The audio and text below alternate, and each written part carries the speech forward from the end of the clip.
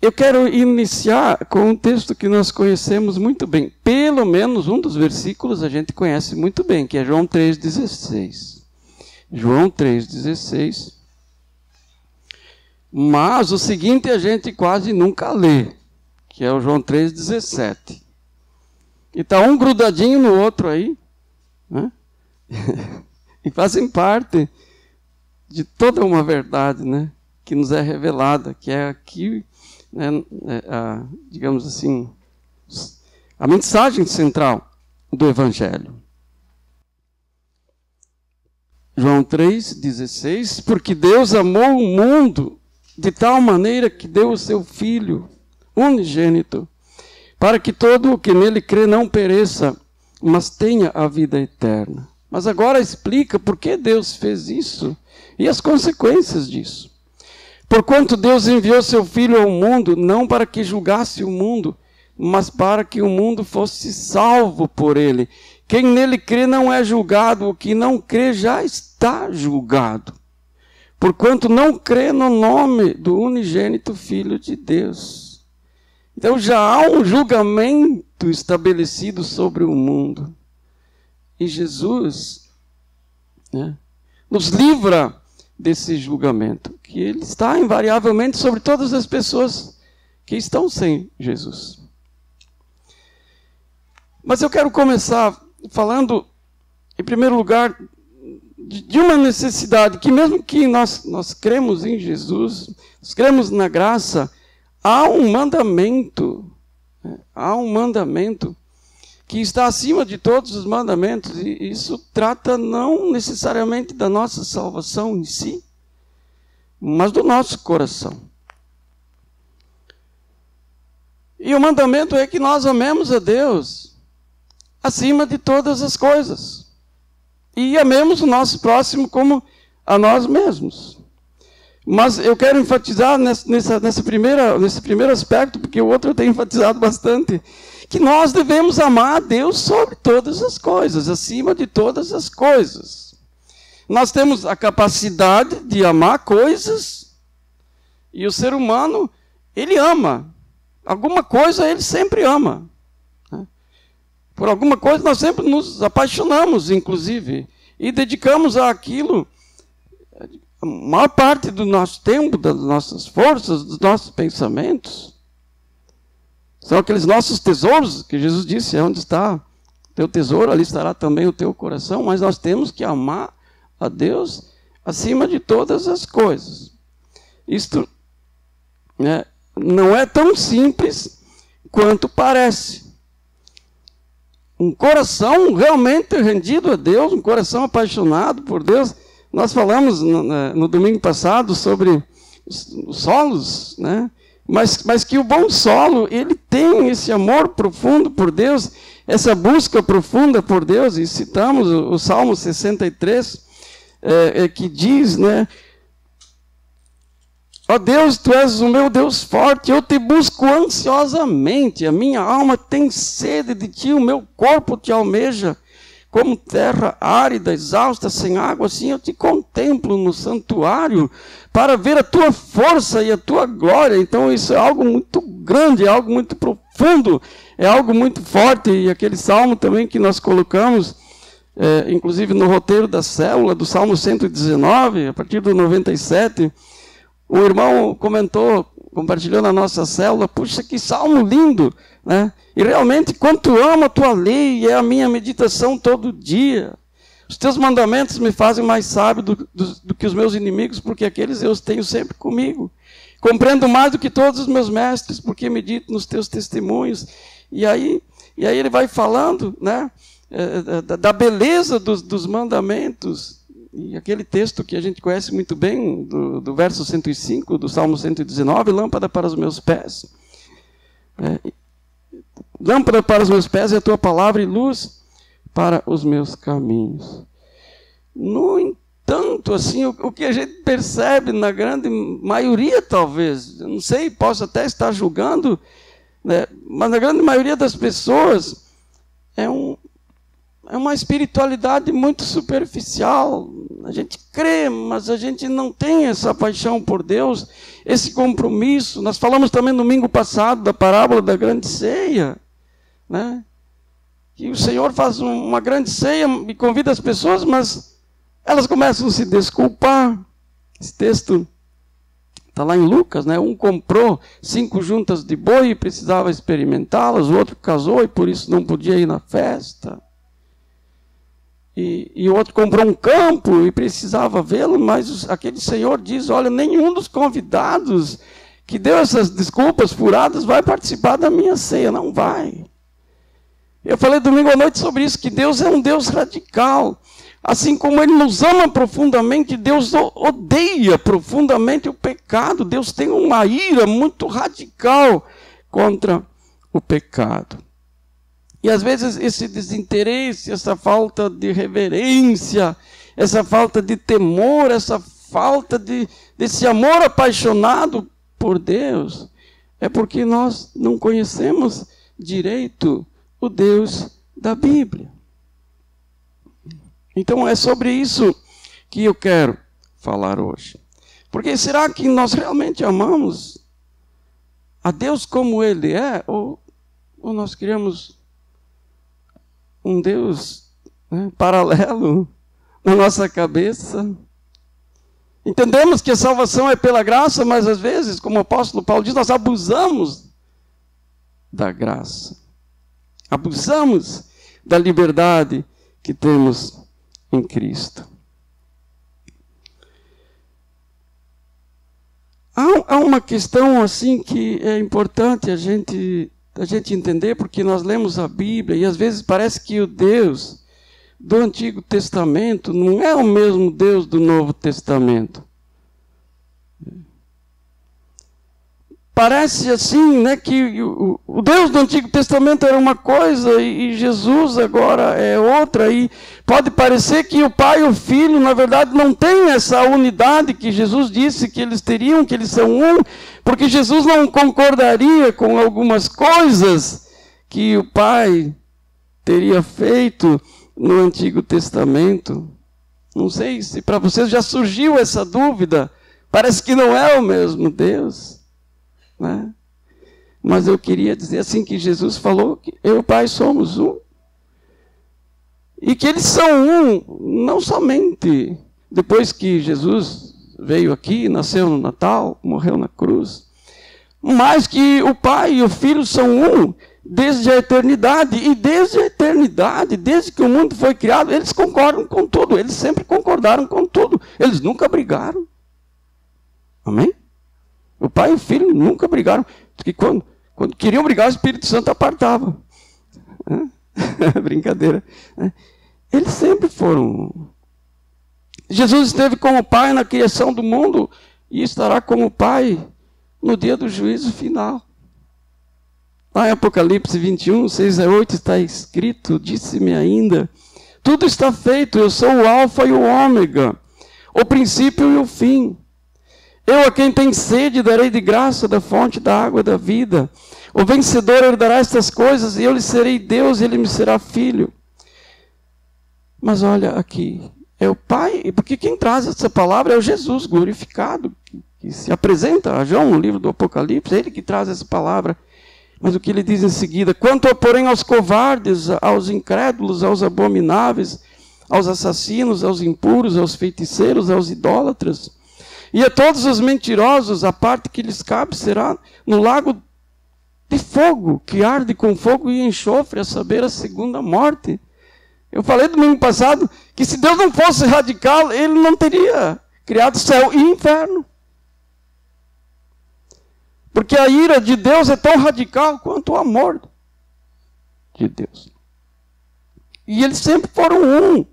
João capítulo 1, verso 1-3, no princípio era o verbo, falando de Jesus, e o verbo estava com Deus, e o verbo era Deus, ele estava no princípio com Deus, e todas as coisas foram feitas por intermédio dele, e sem ele, nada do que foi feito se fez. Ou seja, o Pai não criou nada sem a concordância e a participação do Filho, e também do Espírito Santo, mas aqui eu estou falando do Pai e do Filho. Ou nós vamos lá no começo do livro de Hebreus, né? Havendo Deus outrora falado muitas vezes e de muitas maneiras aos pais, pelos profetas, nestes últimos dias nos falou pelo Filho, a quem constituiu herdeiro de todas as coisas e pelo qual também fez o universo. Ele, Jesus, que é o resplendor da glória e a expressão exata do seu ser. Exata.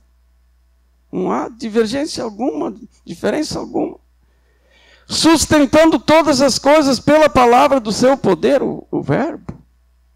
E depois de ter feito ele mesmo a purificação dos pecados, assentou-se à direita da majestade, à direita do trono, ao lado do Pai. Porque eles são um nas alturas e assim serão eternamente. Então, apenas nesses últimos dias, Jesus se tornou, digamos, o exclusivo porta-voz do Pai, porque antigamente Deus falava pelos profetas, né? Mas nesse último dia, a revelação final foi trazida pelo Filho, a revelação do Pai. Amém? Se a gente olhar, por exemplo, na carta de 1 Coríntios, capítulo 10, versos 1 a 5, né? O quanto Jesus está envolvido com tudo o que acontecia no Antigo Testamento. Ora, irmãos, não quero que ignoreis que os nossos pais, está na primeira carta de Coríntios, capítulo 10, estiveram todos sob a nuvem, e todos passaram pelo mar, tendo sido batizados, assim na nuvem como no mar, tendo sido batizados, assim na nuvem como no mar, com respeito a Moisés, e todos eles comeram de um só manjar espiritual e beberam de uma pedra espiritual que os seguia. E a pedra era Cristo. Entretanto, Deus não se agradou na maioria deles, razão porque ficaram prostrados no deserto. Jesus estava com eles, né, naqueles 40 anos de deserto, concordando com tudo o que o Pai fazia. E sendo o alimento espiritual, o maná, digamos, espiritual, que os alimentava, o que os alimentou nesse percurso. Entretanto, isso não impediu o juízo que veio sobre eles. Razão porque ficaram prostrados no deserto. E o Pai fez tudo isso na presença de Jesus. Então, sim, o Pai e o Filho sempre estiveram juntos nessas circunstâncias tão radicais. Eu quero que vocês gravem isso. De vez em quando eu faço algumas pregações na sequência, vou enfatizando, né, o mesmo tema, porque Deus é radical. E nós nunca iremos temê-lo nem amá-lo como ele precisa ser temido e amado, já que o primeiro mandamento é amá-lo acima de todas as coisas, se não compreendermos essa realidade. Que um Deus radical exige um amor radical. O nosso amor a Ele tem que ser acima de todas as coisas. Um amor radical. Eu acho que a grande razão da diluição cada vez maior das verdades bíblicas se dá exatamente pelo ensino radical das Escrituras. A gente prega um meio termo ali e está tudo bem. Só que quando a gente prega a Bíblia como ela é, a gente não tem muito espaço para ficar em cima do muro. A gente cai para um lado, cai para o outro. A gente quer esse Deus e se agarra a esse Deus de todo o nosso coração, ou a gente vai embora, vai fazer outra coisa. Que daí não vale a pena. Não só não vale a pena, como não dá resultado.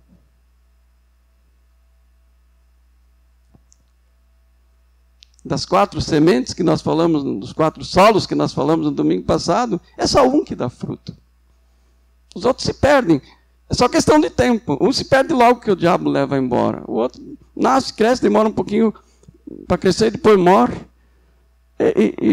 E o outro fica ali, sufocado no meio dos espinhos e, por fim, morre também.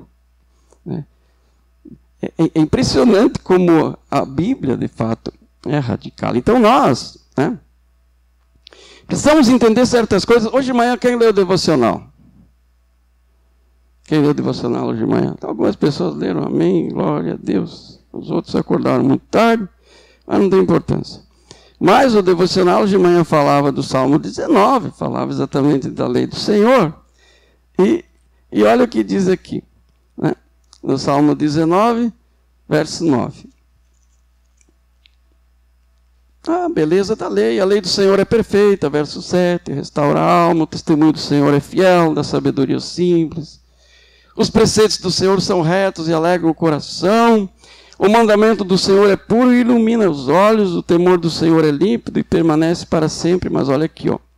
Os juízos do Senhor são verdadeiros e todos igualmente justos. E Deus fez coisas terríveis já. Mas os juízos do Senhor são verdadeiros e todos igualmente justos. Amém? Então nós gostamos de falar da graça, do amor de Deus, da paciência de Deus, mas muitas vezes esquecemos das consequências da sua rejeição, ou da rejeição da palavra. Hebreus 12, 28 a 29 diz: por isso, recebendo nós um reino inabalável. Portanto, em Deus nós temos toda a segurança. Recebendo nós um reino inabalável, retenhamos a graça. Se vocês querem acompanhar Hebreus 12, 28. Retenhamos a graça pela qual sirvamos a Deus de modo agradável, com reverência e santo temor, porque o nosso Deus é fogo consumidor. Hã? Olha só, deixa eu ler de novo. Por isso, recebendo nós um reino inabalável, retenhamos a graça, pela qual sirvamos a Deus de modo agradável, com reverência e santo temor, porque o nosso Deus é fogo consumidor. Então, dito isso, eu quero trazer alguns fatos concretos para provar o que eu estou falando. Em primeiro lugar, o pai e o filho estavam unânimes na criação, mas estavam unânimes quando foi decretada a morte como salário do pecado, e quando o homem e a mulher foram expulsos da presença de Deus, expulsos do jardim do Éden. O pai e o filho estavam unânimes. Não pensa que Jesus é um Deus diferente. Segundo, o pai e o filho estavam unânimes quando foi dada uma nova chance ao homem e à mulher de construírem uma nova vida depois da expulsão do Éden. E juntos os abençoaram. Mas também estavam unânimes quando o dilúvio foi enviado e destruiu toda a humanidade. Sabe o que é? Estava cheio de velho, de criança. Só ficou Noé e sua família. E o pai e o filho estavam juntos nessa decisão. Terceiro, o pai e o filho estavam unânimes em todas as bênçãos e em todos os juízos que se seguiram, como, por exemplo, a confusão da Torre de Babel, a confusão das línguas, né? A destruição de Sodoma e Gomorra, todo mundo destruído. E os juízos do Senhor são verdadeiros e todos igualmente justos. Quarto, o filho estava presente em unidade com o pai quando este endureceu o coração de Faraó, e quando enviou as 10 pragas, e quando enviou o anjo da morte para ferir todos os primogênitos dos egípcios, e quando finalmente destruiu Faraó e seus exércitos, afogando-os no Mar Vermelho. Jesus estava junto, e os juízos do Senhor são verdadeiros e todos igualmente justos. Quinto, o filho estava junto com o pai, em concordância com o pai, em todos os juízos derramados sobre os inimigos de Israel, e também sobre a nação de Israel, em sua peregrinação no deserto por 40 anos. O filho estava em absoluta unidade com o pai quando este puniu, por exemplo, a família, a tribo de Coré, quando ele se rebelou contra a autoridade de Moisés, abrindo a terra e engolindo todo mundo vivo.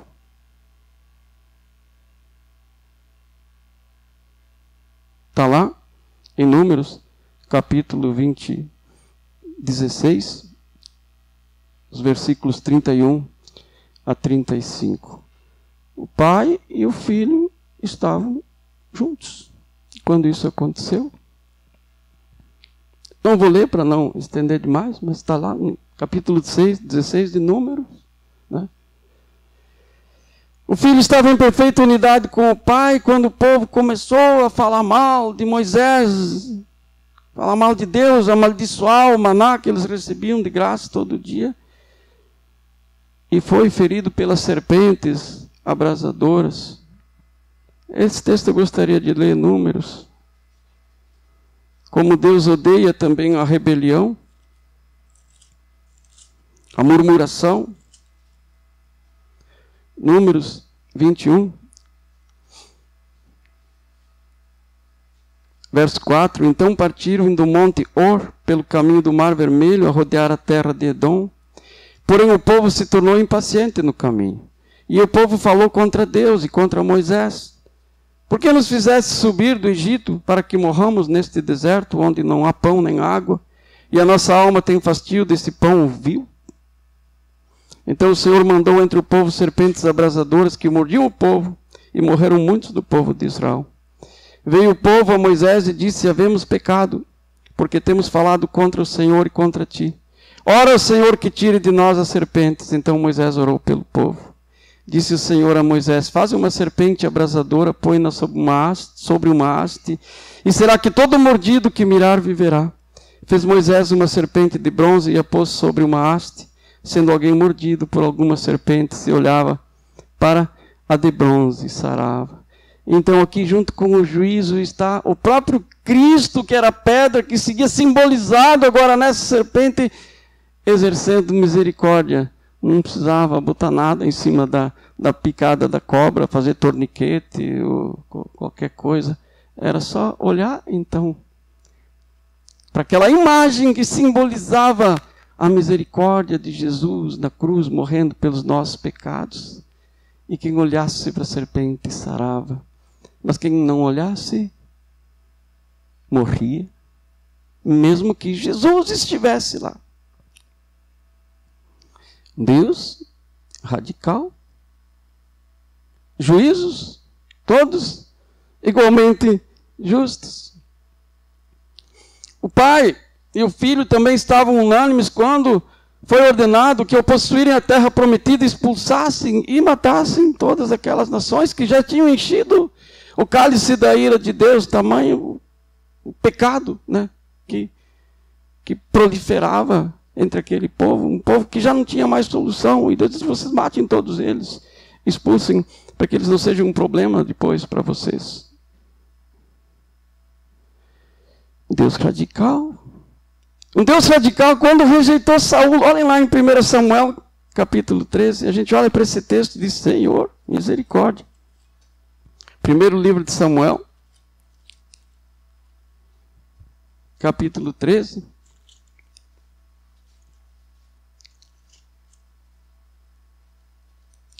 Eles iam para uma guerra e Samuel precisava vir para oferecer um sacrifício.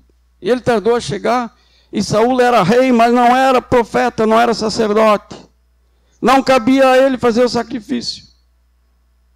Mas porque era rei, ele achou que poderia.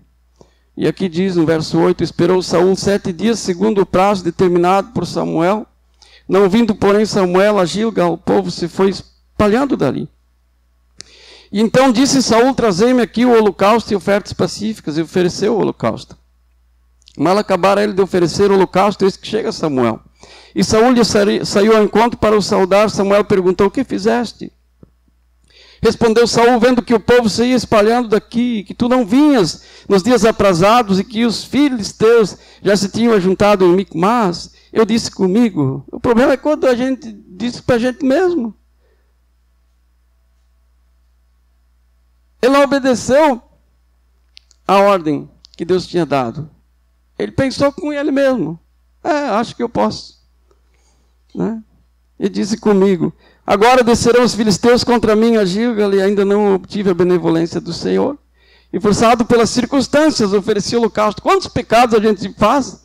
E disse para Deus: Senhor, eu fui forçado pelas circunstâncias.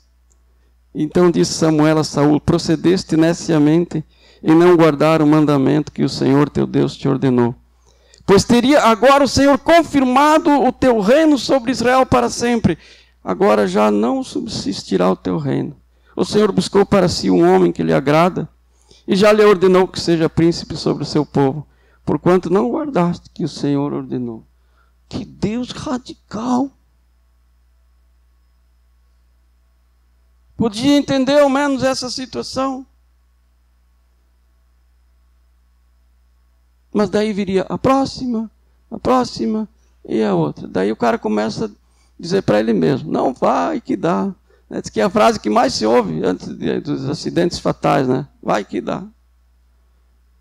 Mas assim é a vida espiritual. E Deus não aceitou. E os juízos do Senhor são todos verdadeiros e igualmente justos.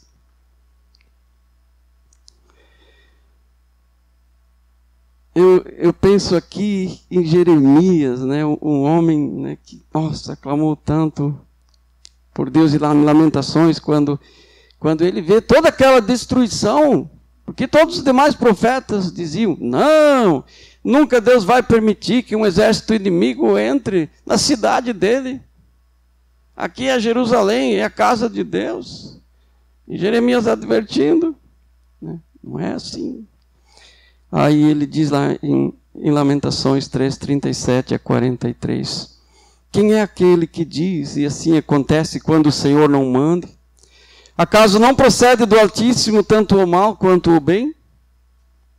Porque, pois, se queixa o homem vivente. Queixe-se cada um dos seus próprios pecados, esquadrinhemos os nossos caminhos, provemos-los e voltemos.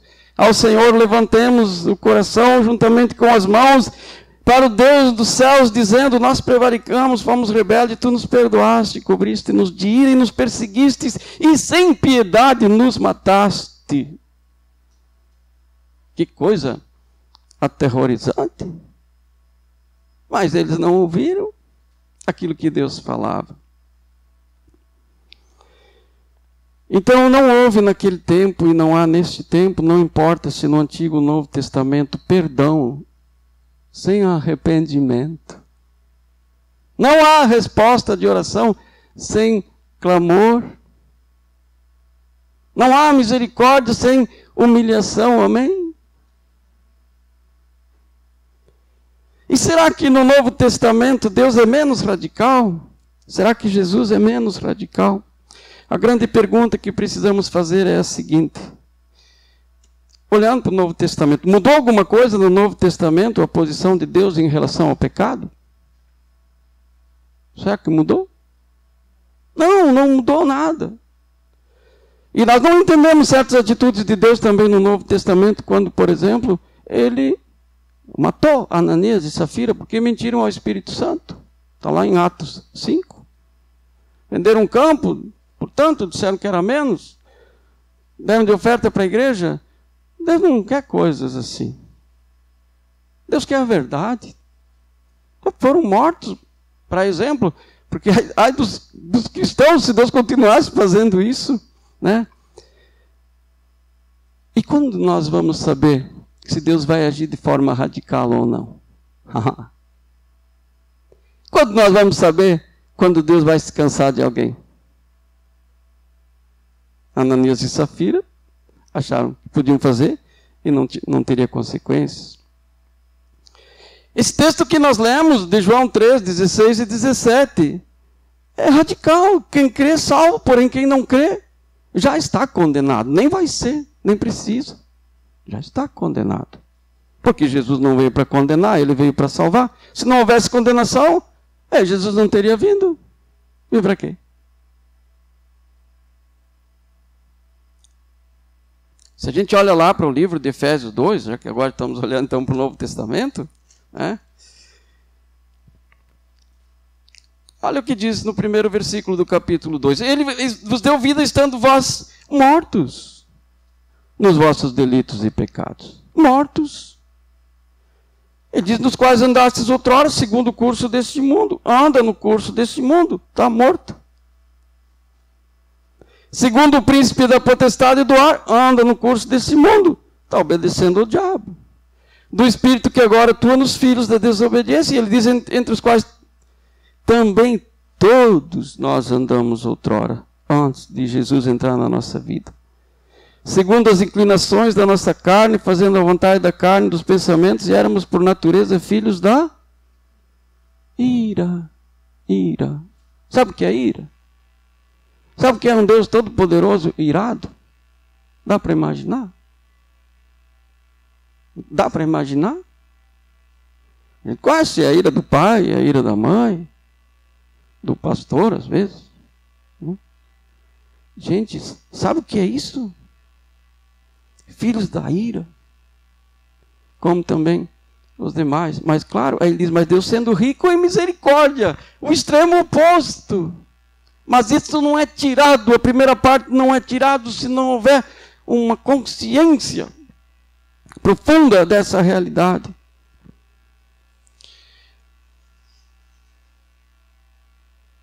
Olhando, por exemplo, a grande comissão de Mateus 28, e disse-lhes, a grande comissão de Marcos 16, não coloquei endereço aqui, mas sei que é lá. E disse-lhe, ide por todo o mundo, pregai o evangelho a toda criatura, quem crer e for batizado será, quem porém não crer será, que é algo mais radical. Ah, mas que nem Saul. Ah, mas eu acho que não tem problema. Não é uma pessoa boa.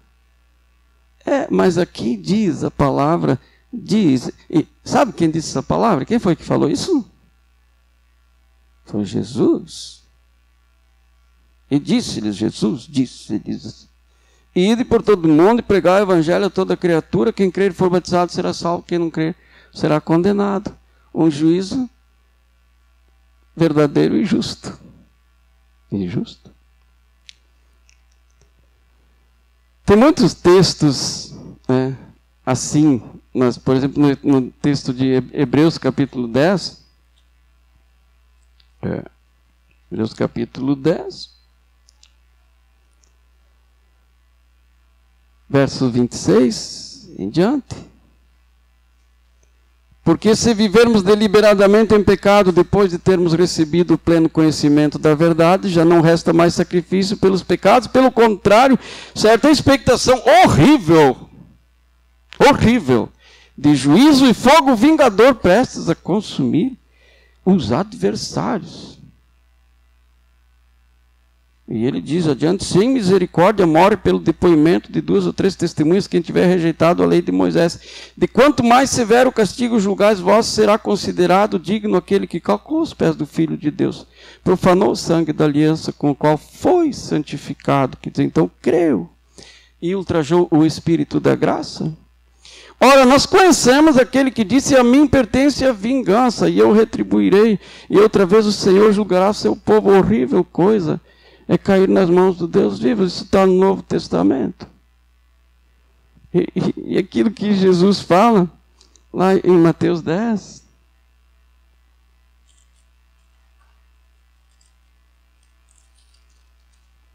verso 14, se alguém não vos receber, nem ouvir as vossas palavras, ao sairdes daquela casa ou daquela cidade, sacudir o pó dos vossos pés, em verdade vos digo, olha só, Jesus falando, que menos rigor haverá para Sodoma e Gomorra no dia do juízo do que para aquela cidade. Não está falando de prédio, está falando de pessoas. Vou parar por aqui porque eu acho que é suficiente, né? Mas entendamos que Deus é amor, mas Ele também é santidade e é justiça. E o Deus santo e justo odeia o pecado e jamais irá deixar de punir o pecado, porque o salário do pecado é a morte. Esse é o Deus da Bíblia, o Deus radical da Bíblia, do Antigo e do Novo Testamento. A unidade entre o Pai e o Filho em todas as misericórdias e em todos os juízos já realizados e aqueles que irão se realizar. E se nós não retomarmos essa mensagem da radicalidade de Deus, nós vamos nos perdendo aos poucos e vamos perdendo o temor e não conseguimos nos apaixonar por esse Deus. Porque não entendemos a gravidade do estado que estávamos e a gravidade daquilo que virá no futuro. Se nós não o amarmos acima de todas as coisas, e não o temermos acima de todas as coisas, e não o servirmos com prioridade. Mas o Deus radical no juízo, então, é radical também no seu amor. Esse amor radical que se manifesta no fato de que Ele nunca desistiu de nós. Amém? Que Deus paciente é esse? Que às vezes retarda tanto a sua ira, retarda tanto o seu juízo. Lá na segunda carta de Pedro, capítulo 3, diz que Jesus está demorando para voltar porque Ele não quer que ninguém se perca, senão que todos sejam salvos. Mas é como se Deus dissesse, olha, eu sinto muito, eu fiz o que eu pude. E eu fiz algo tão radical a enviar o meu próprio filho que não há mais algo que eu possa fazer. E se isso não for aceito, eu sinto muito, eu não posso fazer mais nada.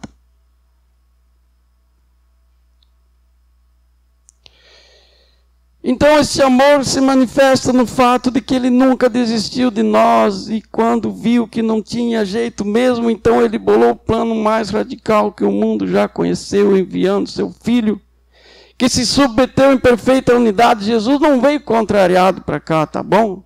Então se é esse o negócio, eu vou. Ele não veio contrariado, porque Ele e o Pai têm unidade. Ele veio porque Ele nos amou com o mesmo amor do Pai. Amém? E então morreu no nosso lugar, para pagar e apagar todos os nossos pecados, e a nos propor a troca dessa meia dúzia de dia conturbado que a gente vive aqui, por uma eternidade inteira na sua presença. Pensa bem. Dá para imaginar o que é a eternidade toda comparado com esses breves dias que a gente vive aqui? Por que a gente corre tanto atrás de tanta bobagem? Sendo que a gente crê na vida eterna. E sendo que Deus é muito claro que não existe meio termo.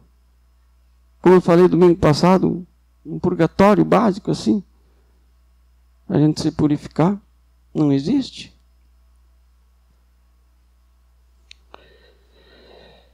Então não existe amor mais radical, mais impressionante, mais louco do que pôr em risco a si mesmo, porque Jesus podia ter falhado.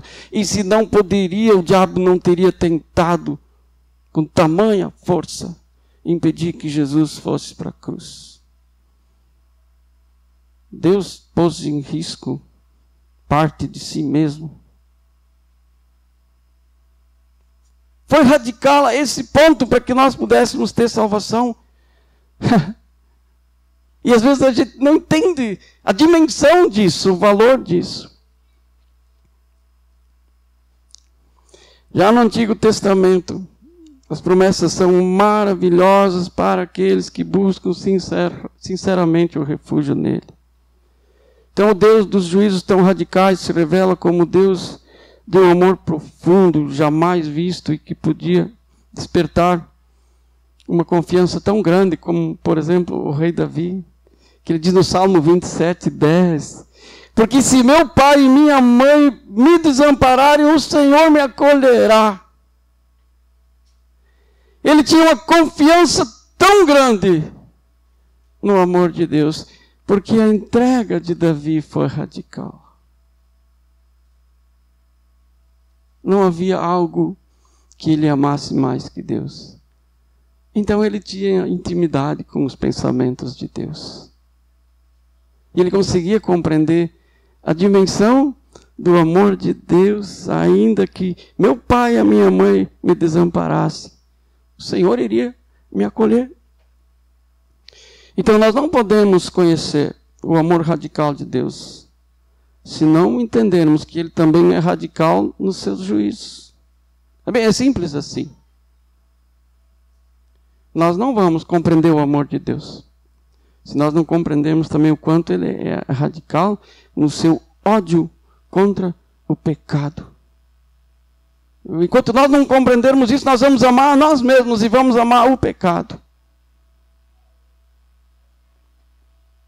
Nós nunca iremos amar a Deus como Ele merece ser amado, se não compreendermos essa verdade básica. Nós nunca vamos temer a Deus como Ele deve ser temido, se não entendemos o ódio, a ira que Ele tem contra o pecado. Nós nunca vamos renunciar tudo quanto deveríamos renunciar por amor a Cristo, se não compreendermos o quanto Ele renunciou a si mesmo para aplacar a própria ira, sua mesma ira contra o pecado. 1 Tessalonicenses 1,10 diz: para aguardarmos do céu o seu Filho, a quem Ele ressuscitou dentre os mortos, Jesus, que nos livra da ira vindoura. Algo que é certo, que vai acontecer.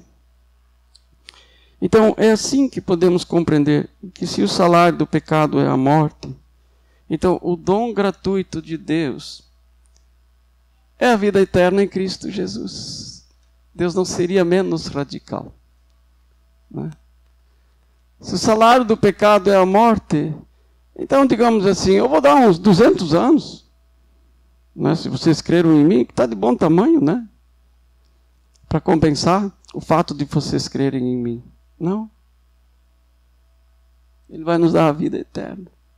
O salário do pecado é a morte, mas o dom gratuito de Deus é a vida eterna em Cristo Jesus. Romanos 3, 23 e 24.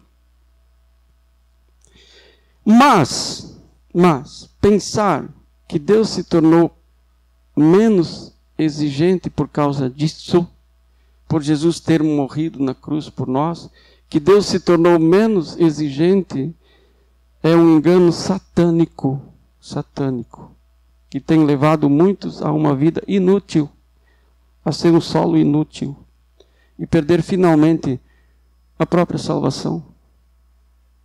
Hebreus 2, 1 a 3 diz: por esta razão importa que nos apeguemos com mais firmeza às verdades ouvidas, para que delas jamais nos desviemos.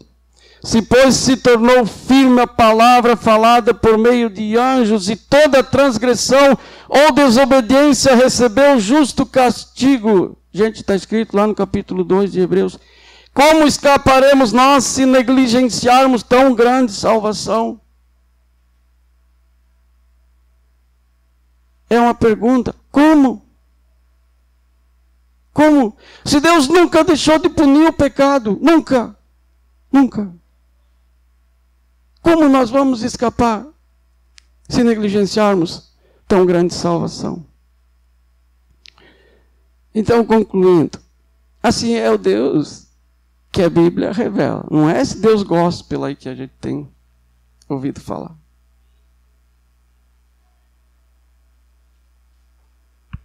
Assim é o Deus que a Bíblia revela. Um Deus de extremos radicais, absolutos. Que na condição que o pecado provocou, nos coloca inexoravelmente, eu gosto dessa palavra porque ela diz, não tem jeito.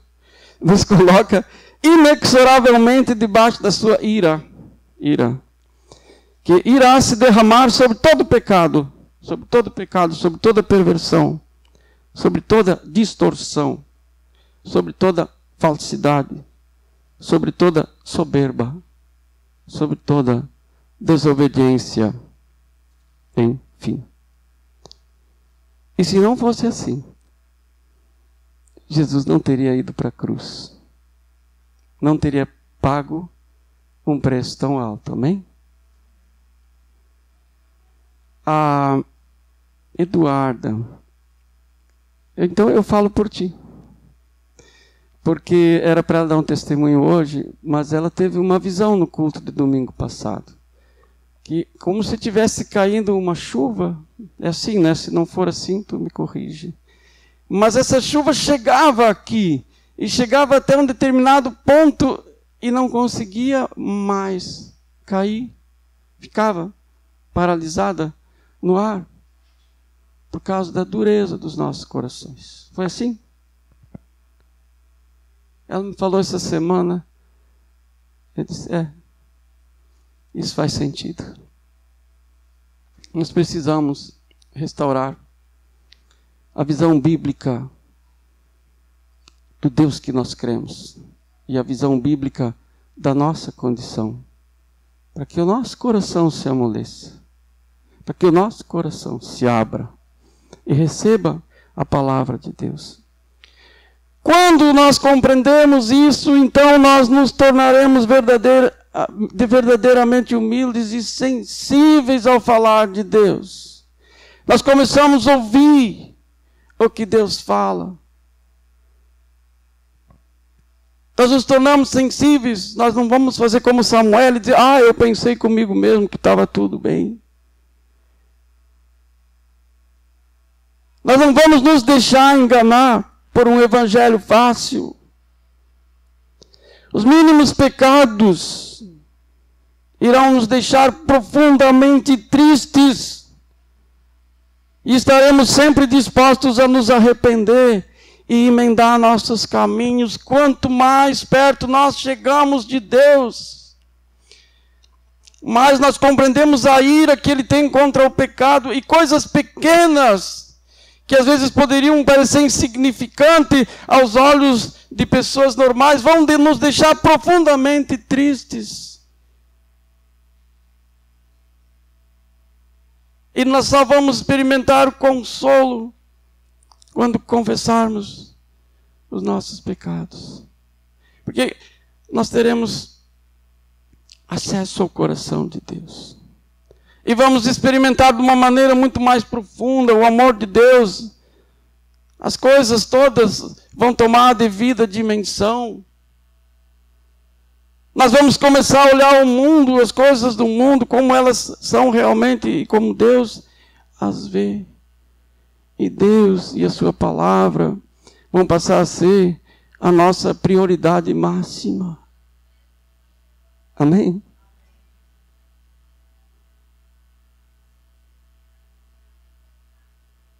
Nós vamos sair do centro.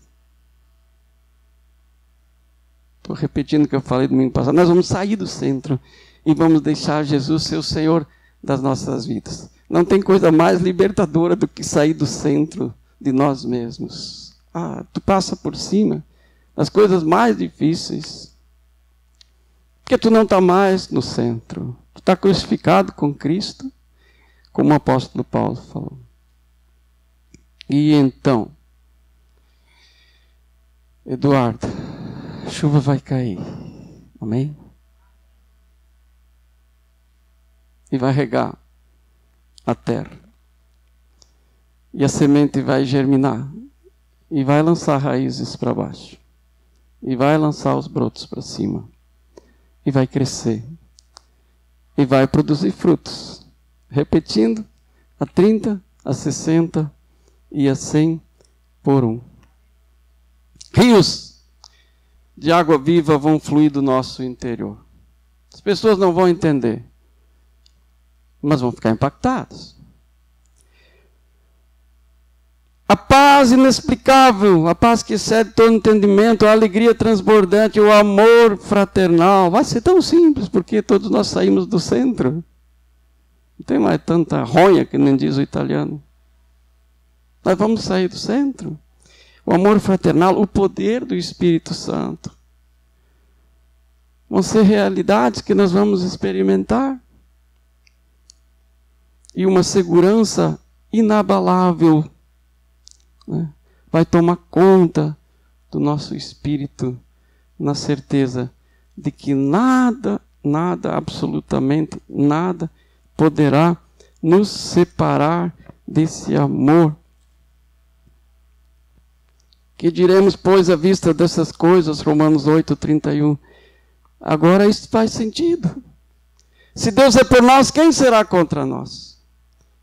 Porque é um Deus radical, obstinado, ama ao extremo, Então, se esse Deus é por nós, quem será contra nós? Aquele que foi tão radical, aquele que não poupou o seu próprio filho, antes por todos nós o entregou, porventura não nos dará graciosamente todas as coisas? E agora faz sentido? Quem intentará acusação contra os eleitos de Deus? É Deus quem os justifica. Quem os condenará? É Cristo. Jesus, quem morreu antes que ressuscitou, qual está assentado à direita de Deus e também intercede por nós. Quem os condenará? Quem nos separará do amor de Cristo? Será tribulação, ou angústia, ou perseguição, ou fome, ou nudez, ou perigo, ou espada? Essas coisas nos separam do amor de Deus quando nós estamos ainda apegados a nós mesmos, quando nós ainda somos o centro. Mas depois, elas não têm o poder de nos derrubar. Quem nos separará do amor de Cristo? Será tribulação, ou angústia, ou perseguição, ou fome, ou nudez, ou perigo, ou espada? Como está escrito, e quem fala isso vivia essa realidade. Por amor de ti somos entregues à morte.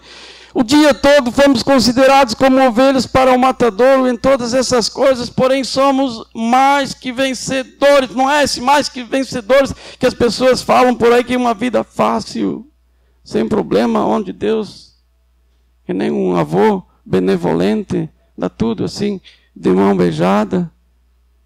Ei, ele está falando de coisas diferentes aqui. Mas em todas essas coisas, porém, somos mais do que vencedores por meio daquele que nos amou, porque eu estou bem certo de que nem a morte, nem a vida, nem os anjos, nem os principados, nem as coisas do presente, nem do porvir, nem os poderes, nem a altura, nem a profundidade, nem qualquer outra criatura poderá separar-nos desse amor radical de Deus em Cristo Jesus, nosso Senhor. Aleluia. Eu não posso ter isso sem reconhecer aquilo. Eu não posso experimentar esse amor se eu não entendo o tamanho da ira de Deus contra o pecado. Vocês entendem isso? Vocês entendem isso? Vocês entendem isso? Sim? Amém? Amém? Porque é isso que nós precisamos entender. Então nós não vamos ter medo de nos entregar para esse Deus. Jesus disse para os discípulos lá em Lucas 12, 32, não temais, ó pequenino rebanho, porque o vosso Pai se agradou em dar-vos o seu reino. Olha que coisa linda. É da vontade do Pai nos dar esse reino. É da vontade do Pai se revelar nessa dimensão de um amor da parte dele para nós que supera todas as coisas, que nós nem sequer imaginamos o que isso significa, porque a palavra diz, nem olhos viram, nem ouvidos ouviram, nem jamais penetrou em coração humano as coisas que Deus tem preparado para aqueles que o amam. Que Deus seja na nossa vida aquele que ocupa realmente o primeiro lugar. E então não haverá limite daquilo que Deus pode fazer nas nossas vidas. Amém? Glória a Deus.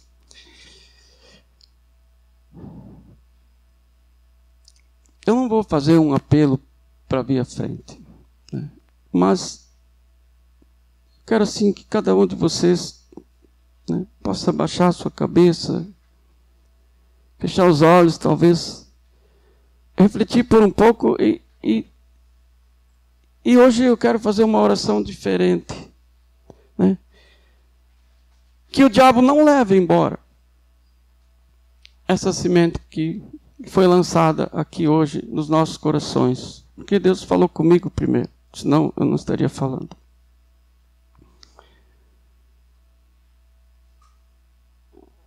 Nós todos precisamos, se é que experimentamos o primeiro amor, que tivemos essa graça um dia de experimentar, da parte de Deus, um amor que superou todas as outras coisas. E se não experimentamos, de clamar nessa noite e dizer: Senhor, eu quero te amar acima de todas as coisas, amolece o meu coração, me faz compreender essas verdades, mas que o diabo não leve embora essa semente. Porque Jesus deixou isso claro: amarás o Senhor teu Deus de todo o teu coração, de todas as tuas forças, de toda a tua alma. É nada menos que isso que se espera de alguém que realmente um dia se converteu e entregou a sua vida a Cristo. Senhor, nós te clamamos, ó Pai, que o diabo não roube essa semente, que essa chuva que está suspensa, ou que estava suspensa, caia, em nome de Jesus, caia sobre nós, e amoleça o solo dos nossos corações. Senhor, para que algo mude em nós e nós possamos, Senhor, abrir os olhos do nosso entendimento, ó Deus, para compreender a Tua palavra como ela realmente é, para te compreender, Senhor, como Tu realmente és. Ó Deus, eu quero consagrar a minha vida a Ti, Senhor, e como líder espiritual, Senhor, Tu me colocaste aqui nessa condição. Eu quero clamar por essa igreja. Venha o Teu reino, Senhor. Deus, venha o Teu reino nos nossos corações.